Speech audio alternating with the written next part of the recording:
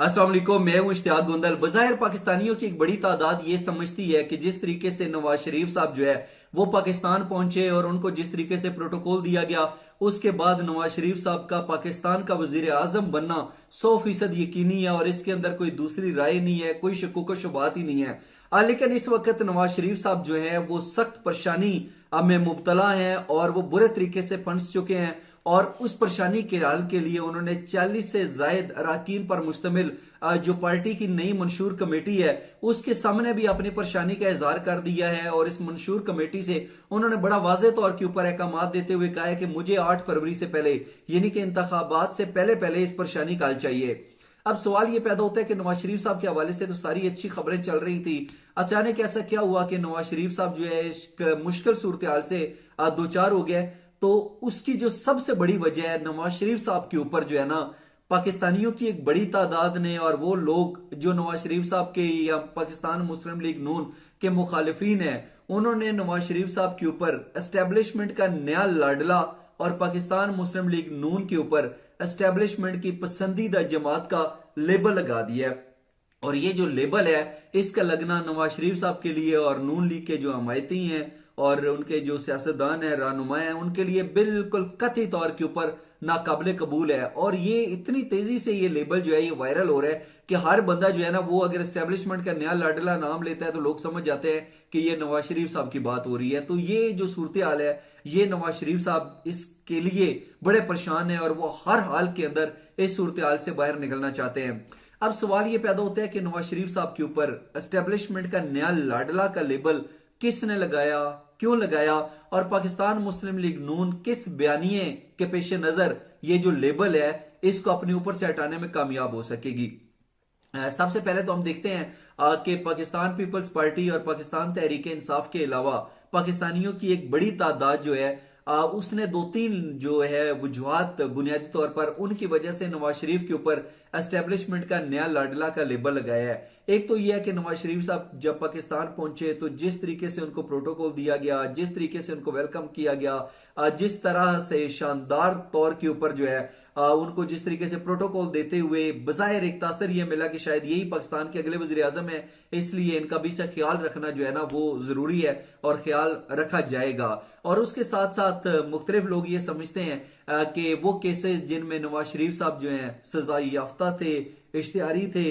या फिर नाअहल थे और वो इलेक्शंस के अंदर हिस्सा ही नहीं ले सकते थे, तो मुमकिन तौर पर जिस तरीके से बयानात सामने आ रहे हैं ये नवाज शरीफ साहब के हवाले से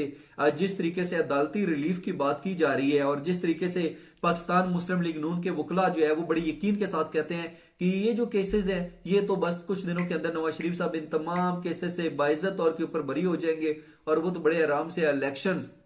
ना सिर्फ लड़ेंगे बल्कि जीतेंगे और पाकिस्तान के वजीर आजम भी बनेंगे। तो पाकिस्तान मुस्लिम लीग नून के ये जो वकला का कॉन्फिडेंस है ना, इसको लोग शक की निगाह से देख रहे हैं और वो समझते हैं कि नवाज शरीफ साहब को अदालतों की तरफ से जो रिलीफ मिल रहा है ना वो शायद नवाज शरीफ साहब की जगह के ऊपर कोई और होता तो ना मिलता, जो प्रोटोकॉल उनको मिले हैं लंदन से वापसी पर कोई और होता तो शायद ना मिलता। तो वो ये समझते हैं कि ये जो अवामिल है ना ये एक साजगार माहौल जो है वो फराहम किया जा रहा है, इसलिए नवाज शरीफ साहब के ऊपर एस्टेब्लिशमेंट का नया लाडला जो है उसका लेबल जो है वो बड़ी तेजी से वायरल होना शुरू हो गया है। अब बाहर देखा जाए तो एक और भी खबर आई है जो कि नवाज शरीफ और पाकिस्तान मुस्लिम लीग नून के लिए काफी परेशानी का बायस है। आपने गुज़श्ता दिनों खबरों में देखा होगा कि पाकिस्तान मुस्लिम लीग नून ने MQM के साथ जो है वो सीट एडजस्टमेंट कर ली है और बज़ाहिर ये पाकिस्तान पीपल्स पार्टी के लिए एक बड़े धचके से काम नहीं था। और इसके ऊपर जो बिलावल भुट्टो जरदारी साहब हैं अब उनकी तरफ से भी एक सख्त रद्द-ए-अमल और जहराना अंदाज सामने आ रहा है और उन्होंने कहा है कि ये जो शरीफ बरादरान है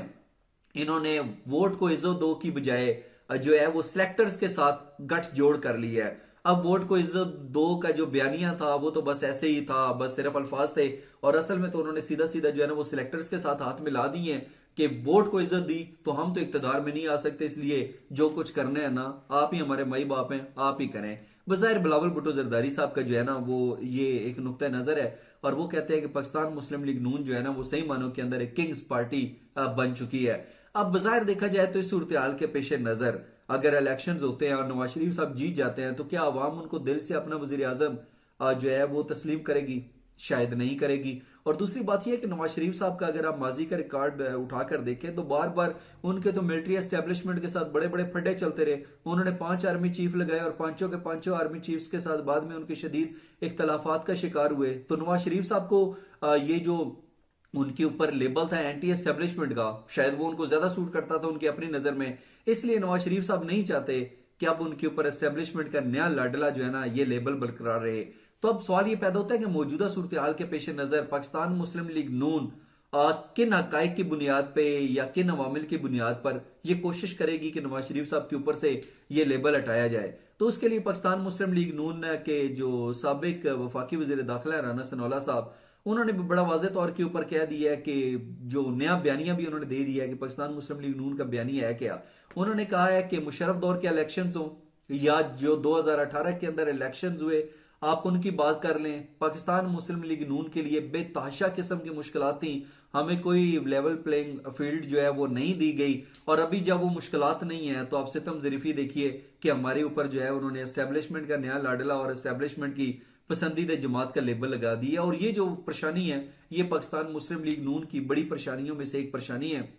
और इसके साथ साथ बज़ाहिर देखा जाए तो पाकिस्तान पीपल्स पार्टी और नून लीग के दरमियान इख्तलाफात खुलकर सामने आ चुके हैं। पीडीएम का शिराजा बिखर चुका है, पीडीएम जो है अब वो माजी का किस्सा बन चुकी है। और बज़ाहिर देखा जाए तो पाकिस्तान पीपल्स पार्टी और नून लीग के साथ और इनके आपस में जो आने वाले दिनों के अंदर सख्त किस्म के जुमलों का, तकारीर का जो तबादला होगा वो भी आप देखेंगे। और इसके साथ साथ हम चौधरी निसार अली खान साहब की बात करें तो पाकिस्तान मुस्लिम लीग नून जो है उनके खिलाफ भी अपना उम्मीदवार जो है वो मैदान में उतारेगी। और चौधरी निसार अली खान, शाहिद खान अब्बासी, ये बहुत बड़े बड़े नाम थे पाकिस्तान मुस्लिम लीग नून के, लेकिन जिस तरीके से इन्होंने मुबैना तौर के ऊपर चौधरी निसार अली खान और शाहिद खान अब्बासी ने राहें अलग की वो आपके सामने है। तो बज़ाहिर नजर ऐसा आता है कि जिस तरीके से चेयरमैन पीटीआई इमरान खान जेल में मौजूद हैं, तो उनकी जेल के अंदर मौजूदगी की वजह से पाकिस्तान तहरीक इंसाफ का जो वोट बैंक है